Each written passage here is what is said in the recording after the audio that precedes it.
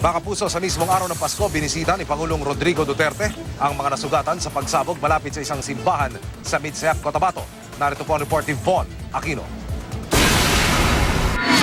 Alas 9:30 ng gabi ng Sabado habang nagaganap ang Christmas Eve Mass sa Santo Niño Church sa Midsayap, Cotabato, biglang nagkaroon ng pagsabog malapit sa simbahan. 18 sugatan sa pagsabog na itinakbo sa ospital. Kwento ng biktimang si Chase Rosete, hinihintay nila ng kanyang anak ang kanyang mister na susundo sa kanila nang mamataan niya ang isang lalaking lumapit sa police mobile na nakaparada malapit sa simbahan. Doon may nakita kong lalaki isa, pero hindi ko namukaan yung ang mukha. Tapos mga 5 minutes, lumakad siya papuntang kanto. Tapos after 5 minutes na naman, doon sumabog na po yung bomba.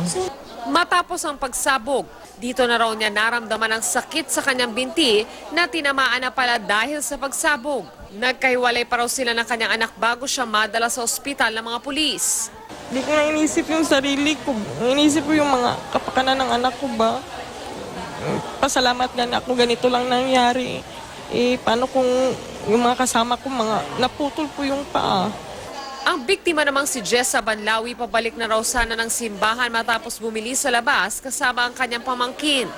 Pagkatapos namin bumili, babalik na sana kami sa loob.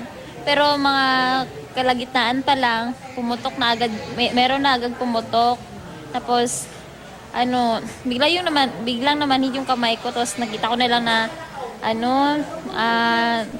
nagkasugat na. Sa tindi ng pinsala sa kanyang isang daliri, muntik na raw itong putuli ng doktor. Pagkarating na naman namin sa simbahan, meron na namang nabalita na meron na namang daw bomba. Tapos nagkagulo na naman ang mga tao. Tinamaan naman sa binti ang 15 anyos na binatilong ito na nakatayo lang daw sa labas ng simbahan. Nakatalikod mo ako, ma'am. Nakatingin ako sa simbahan ba. Tapos bumigla lang nagsabog yung sa likod namin. Sa stress to. Tapos tamaan po ako, ma'am. Bakas pa sa bahagi ito ng kalsada ang tindi ng pagsabog. Ang ilang establishmento na malapit sa lugar, tinamaan din.